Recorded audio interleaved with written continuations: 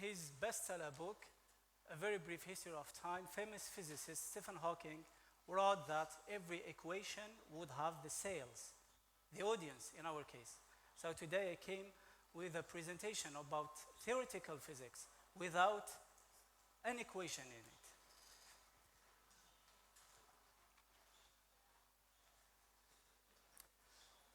Ma fille Aïda,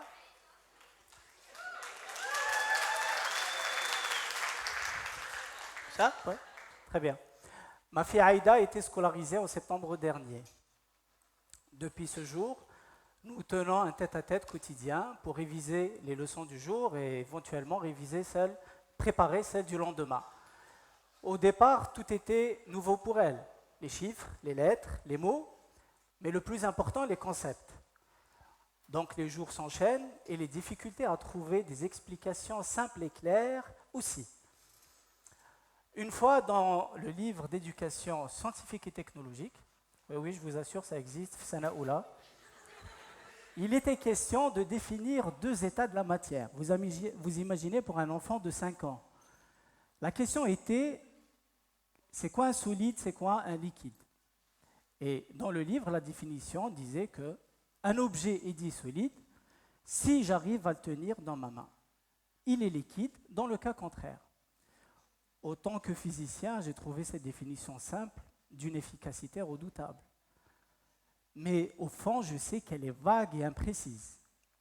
Donc pour tester cette définition, je suis venu ici aujourd'hui pour vous poser une question. La voici. Le sable, est-ce qu'il est solide ou liquide?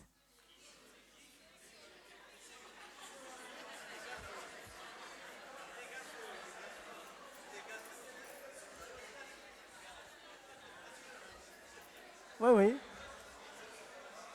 Vous avez raison. La réponse à cette question n'est pas simple.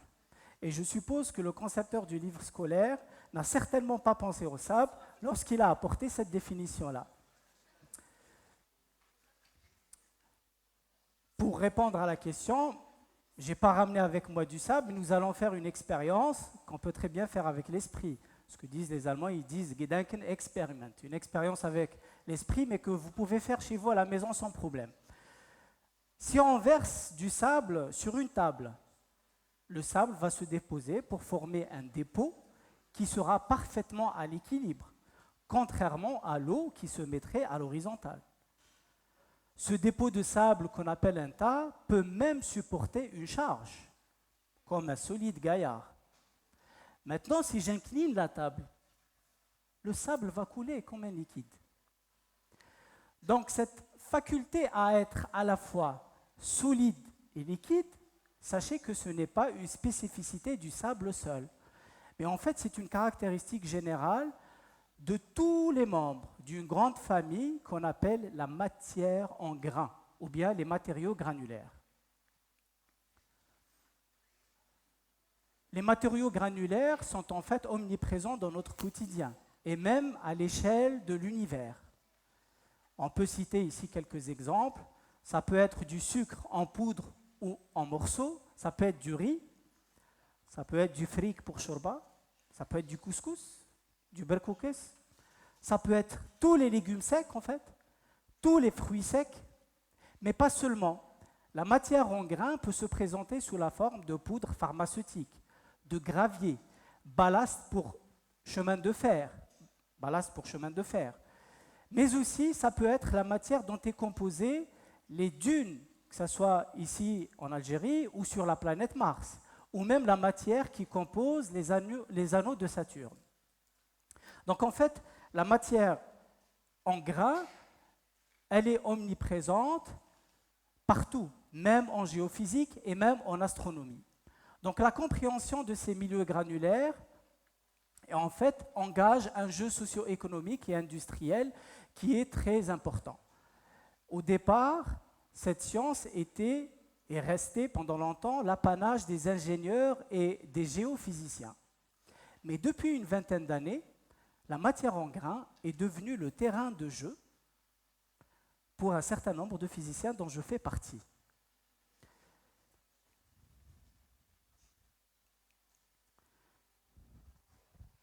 Donc, Vous me diriez, mais pourquoi cet engouement soudain pour la matière en grains pour les physiciens qui d'habitude traitent des questions fondamentales? Mais en fait, la matière en grains, elle suscite la curiosité. Elle pose des problèmes et des défis. En fait, elle met même en péril des théories physiques qui sont très bien établies. La science physique de la matière en grains est en quelque sorte une science hybride. Elle se trouve à cheval sur la physique statistique, la mécanique et sur la physique des milieux désordonnés. Mais il faut savoir que depuis longtemps, l'homme a compris que le sable coule comme un liquide. Au départ, nous avions des horloges à eau qu'on appelle les clepsydres. Et très vite, elles ont laissé leur place au sablier. Et cela pour une très bonne raison. Le débit des grains dans le sablier est constant et régulier, contrairement au débit de l'eau dans la clepsydre, qui lui va diminuer lorsque la hauteur d'eau dans la partie supérieure de la clepsydre va diminuer. Qu'est-ce qui se passe dans le sablier au niveau de l'étranglement? En fait, les grains à ce niveau-là ne ressentent que la pression des couches très voisines, mais vraiment très voisines. Et tout le poids des couches supérieures est dirigé latéralement avec ce qu'on appelle des chaînes de force ou des réseaux de contact. C'est ce qu'on appelle l'effet de voûte qui est très bien connu en génie civil. Bon, j'ai choisi une image, l'Alhambra, ici. Donc on voit les arches et les voûtes. Alors cet effet de voûte, en fait, il peut être utilisé à bon escient, par exemple, pour réduire d'une manière drastique la pression que peut exercer le poids d'un train sur des rails et des transverses d'un chemin de fer. C'est pour ça qu'on utilise le ballast. Mais toujours cet effet d'arche peut être pernicieux et la cause de pas mal de dégâts. Si je prends par exemple le cas d'un silo à grains, si les parois latérales ne sont pas renforcées, elles peuvent subir localement des pressions très importantes et causer par là même des dégâts. Donc pour vous convaincre un peu de cet effet de voûte, je vais encore une fois vous inviter à faire avec moi, juste avec l'esprit, quelques expériences que vous pouvez faire avec soit vos frères et sœurs, soit avec vos enfants. Moi, la première fois que j'ai vu cette expérience, c'était feu Pierre-Gilles de Gênes qui avait fait ça à l'université de Strasbourg. Alors, prenons une éprouvette en verre, remplissons-la à moitié avec du sable sec et fin. Maintenant, donnez quelques tapes sur le verre pour compacter le sable et retournez l'éprouvette sens dessus-dessous. Surprise, le sable ne coulera pas. Pourquoi? Parce qu'en fait, il y a une espèce d'arche qui va se former avec les grains qui va empêcher le grain de couler.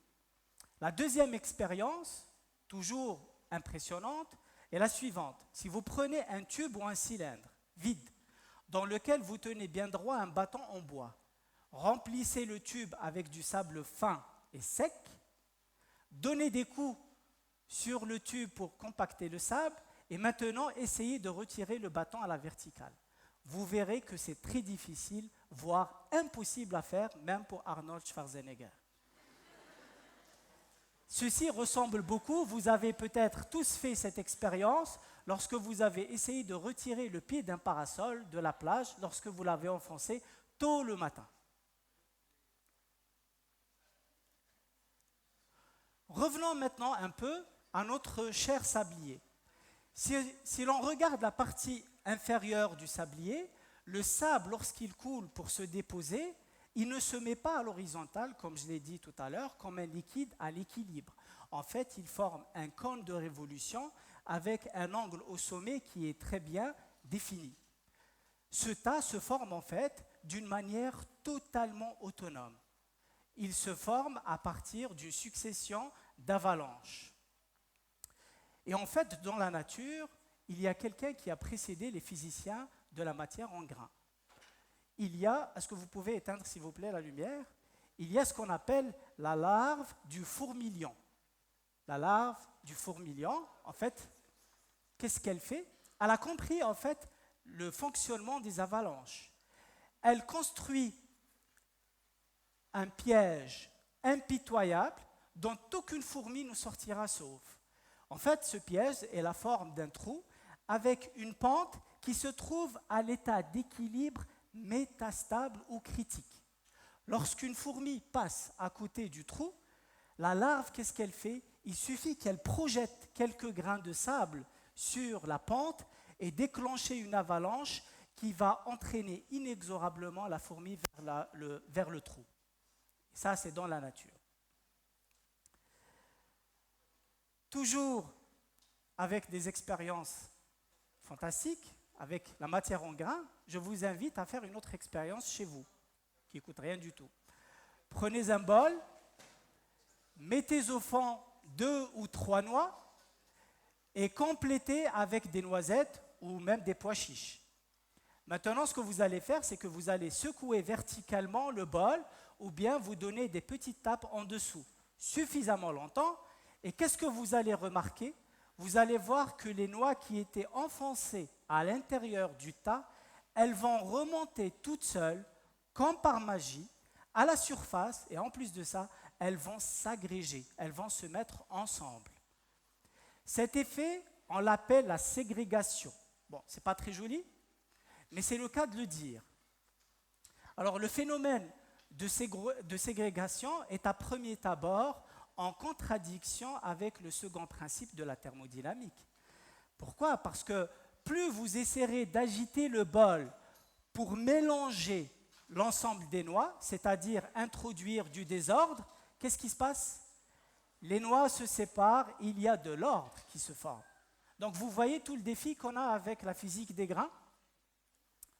Et donc ce phénomène de ségrégation, il faut savoir qu'il peut être très pernicieux pour un très grand nombre d'applications industrielles. Si on prend par exemple la fusée Ariane, son combustible, il n'est pas liquide, c'est un mélange de poudre. Donc lorsqu'on va le transporter, si le chemin n'est pas bien goudronné, c'est-à-dire il peut y avoir des aspérités ou des trous, donc les vibrations, qu'est-ce qu'elles vont faire? Elles vont séparer les poudres, la mélange de poudres en différentes poudres, et ça peut entraîner un dysfonctionnement dans le décollage de la fusée. Maintenant, je vous invite à quitter la cuisine pour faire une petite balade au bord de la mer. Et là, lorsque vous marchez sur le sable mouillé, qu'est-ce que vous remarquez? Vous remarquez que, vous pouvez éteindre s'il vous plaît, vous remarquez que sous votre pied, le sol s'assèche. On le voit bien ici. En fait, qu'est-ce qui se passe? Lorsque vous exercez une pression avec votre poids sur le sable mouillé, l'eau, elle est absorbée, elle est aspirée au lieu d'être expulsée. Et ça, c'est exactement l'effet contraire d'une éponge. Toujours sur une plage, vous avez probablement tous éprouvé après une séance de course à pied ou un match de foot sur le sable une très grosse fatigue. Ceci n'est probablement pas dû à la tenue sportive que vous avez choisie. Mais en fait, l'explication, elle est très simple. C'est que le sable, à l'instar de tous les milieux granulaires, sont des systèmes hautement dissipatifs. Autrement dit, les forces de frottement et les chocs entre les grains engloutissent toute l'énergie que vous pouvez mettre dans ce type de système. Vous savez bien que l'Algérie est couverte à plus de 80% d'un désert de près de 2 millions de kilomètres carrés. Et là, ces propriétés extraordinaires de la matière en grains le deviennent encore plus dans le Sahara. Le tas de sable dans le désert, on l'appelle une dune. Il faut savoir que les dunes ne sont pas uniques, c'est comme les êtres humains. Il y a les dunes sous forme de croissants qu'on appelle les barkhanes. Il y a les dunes géantes sous la forme d'une étoile. Il y a les dunes longilines qu'on appelle seif, pour épée. Mais ces dunes, il faut savoir aussi que c'est des entités vivantes à part entière, parce qu'elles naissent, elles grandissent et elles se déplacent au gré des vents. Et plus que ça, les dunes, elles chantent. Oui, vous entendez bien, les dunes, elles chantent d'une voix puissante et harmonieuse. D'ailleurs, vous pouvez demander aux Bédouins dans le sud qui connaissent ces chants de dunes, ils vous diront qu'en fait, ce sont les djinns, pas les pantalons, les djinns, les esprits qui peuplent les contrées vastes du désert, qui sont derrière et qui sont à l'origine de ces champs envoûtants. Alors vous voyez maintenant et vous savez que la matière en grains suscite la curiosité en se présentant avec des propriétés totalement contre-intuitives. Et jusqu'à aujourd'hui, nous avons beaucoup de mal à expliquer ces phénomènes liés à la matière en grains. Mais en Égypte antique, par exemple, les ingénieurs bâtisseurs utilisaient le sable dans leurs œuvres avec une très grande maîtrise. Non seulement ils ont inventé le mortier, mais aussi ils utilisaient le sable pour ériger des grands obélisques en les faisant glisser dans des silos remplis de sable qu'on vide après. Ils savaient aussi qu'il était beaucoup plus aisé de déplacer de grands monuments, comme sur cet hiéroglyphe.